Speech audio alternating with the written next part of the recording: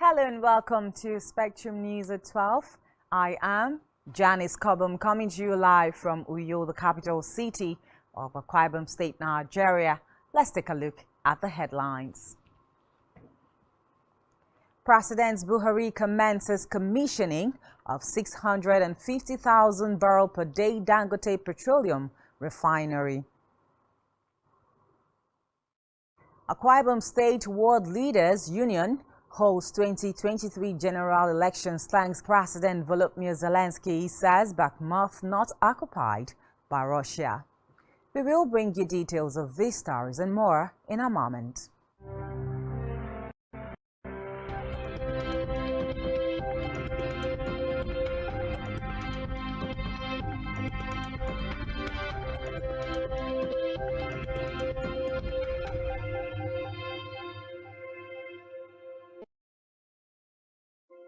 Many thanks for joining us on the news at this hour. Fast in our bulletin this afternoon is Nigeria's leader, President Muhammadu Buhari, who has commenced the commissioning of the 650,000 barrel per day Dangote Petroleum Refinery and Petrochemicals. According to a Twitter statement by the group, the refinery will be churning products.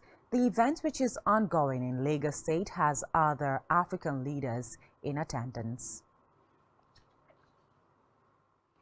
Meanwhile, the presidency says President Muhammadu Buhari is fulfilled, leaving office as Nigeria's leader after serving for 8 years. This is according to presidential aide Garba Shehu in an interview. He noted that his principal has done his best for the country. He said the action does not connote wrongdoing. He said he believes the Nigerian leader's move is about taking responsibility.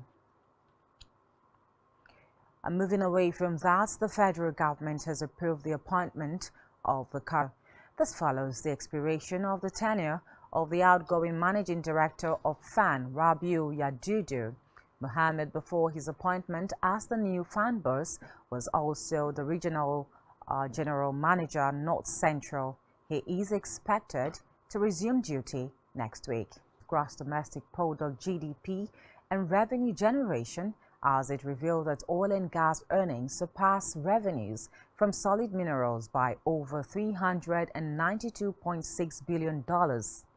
In its just released Strategic Plan 2022 to 2026, the Nigerian Extractive Industries Transparency Initiative (NATI) stated that it would now focus on the solid mineral sector, stressing that if the industry was thrown open to investments, it had the potential of the stated that Nigeria garnered 52.8 billion naira, 69.5 billion naira, 80 billion naira, and 128 billion naira from solid minerals in 2017, 2018, 2019, and 2020 respectively. But it expressed displeasure over the output from the sector, describing it as poor, adding that findings by NATI showed that the solid minerals industry had good revenue-generating potentials. And from the red chambers now, the Senate has ordered the Federal Ministry of and the 2018 report of the Auditor General for the Federation (AUGF).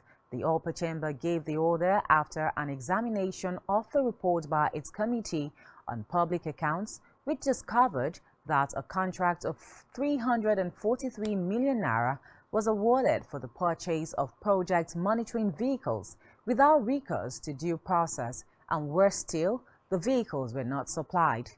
Another of such contracts, as disclosed in the report, was awarded for services and the purchase of vehicle spare parts, computer accessories, photocopying machine parts, and for designing of the country's roads and bridges. Series of invitation to the Ministry of Works to defend the allegations raised by the Auditor General for the Federation, but there was no response from the affected officials, and which, according to him, caused sustenance of the queries. Consequently, as recommended by its committee, the Senate sustained the queries and ordered the. In a separate development now, the federal government says it is working with the Nigeria Postal Service (NIPOST) to begin home delivery of passports, but noted that it is for those who are Bauchi, Edo State. He noted that the launch of the passport office is the 6th of its kind in the 2023 and is part of efforts to bring passport application processing closer to the people. Moving now, on $60 million Chinese loan to fund the failed Abuja closed-circuit television CCTV project. The court also ordered the government to publish the total amount of money paid to the Chinese and local companies, contractors, specific details of the names of the companies, and the statute of the implementation of the project. Justice Emeka Nwite made the orders while delivering judgment in a Freedom of Information suit brought by Socio-Economic Rights and Accountability Project (SERAP). The suit followed the disclosure in 2019. In education now, the Academic Staff Union of Polytechnics (ASUP) has pleaded with President Muhammadu Buhari to sign into law the bill to abolish BSc and HND dichotomy before he hands over power on May 29. He had made young Nigerians not to be interested in polytechnic education in the country. According to him, And back here, Akwa Ibom State Ward Leaders Union yesterday held the 2023 General Elections Thanksgiving service in honor of Governor Udom Emmanuel and Governor-elect Pastor Moino, where they appreciated God for the success of the union in the elections that saw the emergence of the governor-elect, as well as all-round massive success of the People's Democratic Party (PDP) candidates at diverse levels at the polls.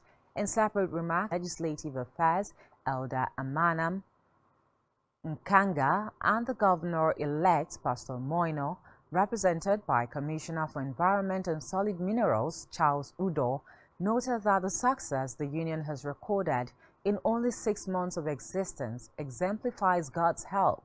They sought for support for the incoming governor, adding that So we came here just to thank God, that is all, because God has just been marvelous in our union.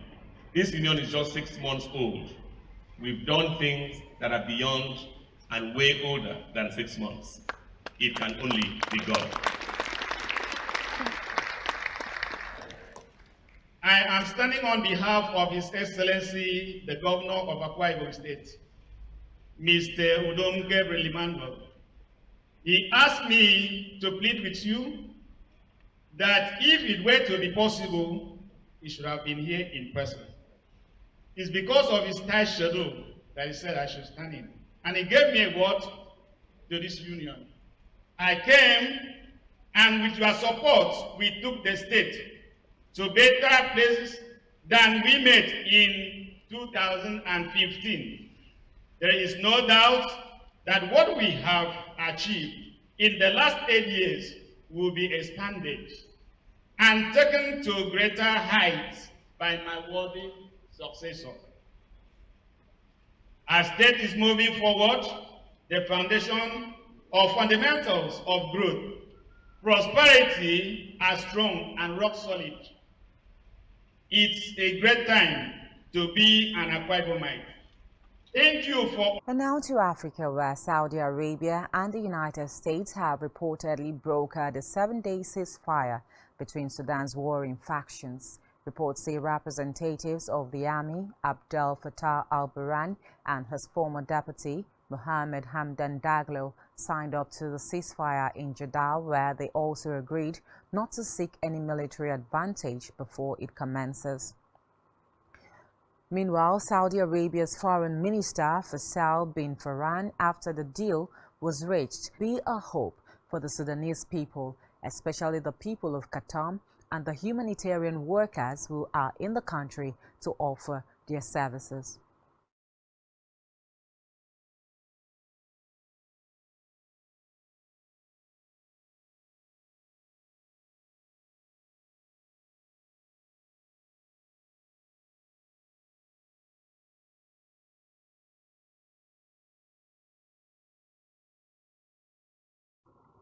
Still in Africa now, health authorities have said that an outbreak of cholera has reportedly killed at least 10 people in South Africa's most populous province of Gauteng. According to the Gauteng Health Department in a statement, At least 95 people have since last Monday visited hospitals showing cholera symptoms in Hamas Raul, an area north of poor health. Nomantu Nkomo urged the public to take extra precautionary measures and maintain proper hand hygiene, warning residents of Hamas Kral and the surrounding areas not to drink water from their taps as water tankers were being supplied to them. On the foreign scene control, Ukraine's president made a statement during a visit to Hiroshima, Japan for the G7 summit. Zelensky's statement comes after Russia's Wagner founder Yevgeny Prigozhin, in a video posted on social media, claimed victory in Bakhmut. Zelensky compared Bakhmut to Hiroshima, which was hit by an attack. Now Greece's conservative Prime Minister Kyriakos Mitsotakis has won national elections, hailing his party's big victory as a political earthquake. Reports say his center-right New Democracy Party were heading for almost 41% of the votes, 5 seats short of a majority, noting that his center-left rival Alexis Tsipras has congratulated him, with his Syriza party set for a poor result of 20%. Meanwhile, Mitsotakis says the results show that Greek had given his party a mandate for a 4-year government of the 150 required for a majority. And still to come in the news. Manchester City celebrates title with win over Chelsea in EPL. Do stay with us.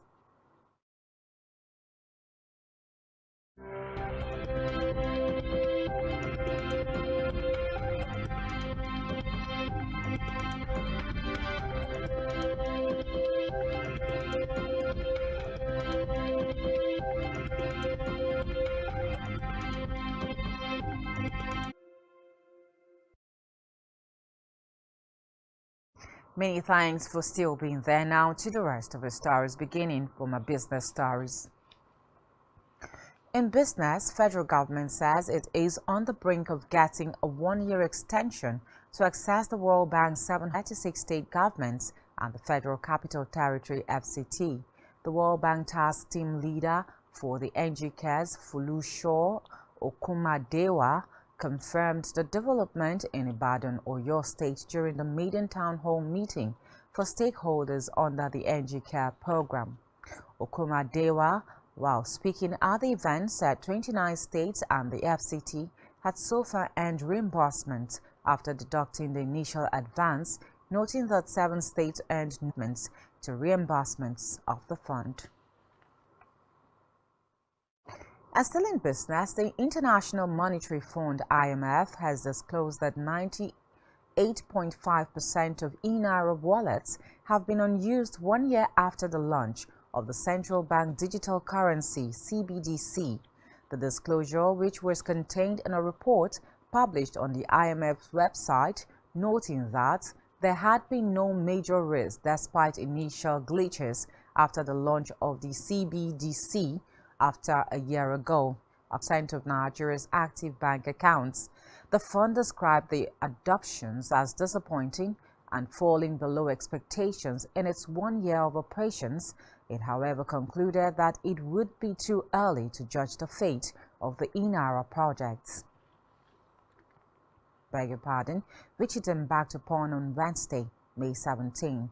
President of the association, Dr. Emeka Orji, disclosed this to newsmen via a telephone conversation that the association suspended the action for 2 weeks after reaching some agreements with the government. He, however, stated that the doctors will meet again on the 2nd day of June this year to review progress made with the agreement signed, after which the association will decide on their next line of action. Recall that on May 17, NAD began a 5-day warning strike to press home its demands after a 14-day ultimatum of infrastructures in public hospitals. And still in health, the World Health Organization (WHO) and partners say it is set to launch a global network to help protect people from infectious disease threats through the power of pathogen, improving systems for collecting and analyzing samples, noting that it will use the data to drive public health decision-making and share information more broadly.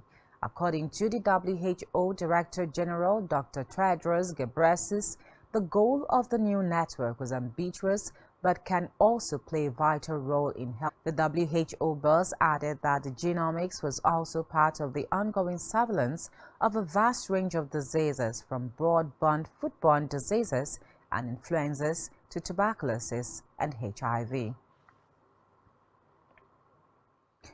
And speaking sports now, Manchester City has celebrated a third successive Premier League title win against Arsenal on Saturday, allowing manager Pep Guardiola to make 9 changes from the side that treasured Real Madrid to reach the Champions League final. Erling Haaland was rested, but Julian Alvarez provided a cutting edge in his absence with a clinical finish to put City ahead after 12 minutes. Reports say Calvin Phillips headed against the woodwork for City as they closed out another win in the relentless run that has brought them the title and the chance of a treble, with the FA Cup final at Wembley and Champions League final in Istanbul to come. Premier League to secure European football for the first time in their history.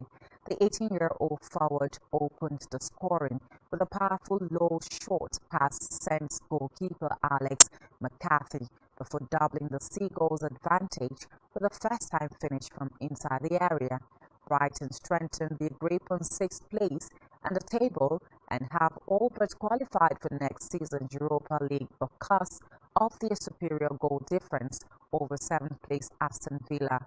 Reports say a point from their 2 remaining matches will confirm 6th place finished, while victory over their South Coast rivals assures Brighton of a Europa Conference League spot at the very least. On entertainment news now, street pop sensation Sheyi Vibes is set to return with a new exciting single titled Name Drops Grammy-winning international Nigerian superstar Tems and sensational Afrobeat star Irish Stars, as he reportedly alludes to their beauty. Reports say the single will be his next release after taking a break from the scene due to the loss of his mother in March 2023. And still on entertainment, Nigerian Afrobeat singer Burna Boy has a world tour selling out the 40,000 capacity arena. Reports say the singer performed songs of his 2022 sixth album, Love the Meaning, which delivered hit songs like Last Last, For Your Hand, and It's Plenty, and is set to make history as the first African to headline a show at the 60,000 capacity London Stadium on June 3, 2023.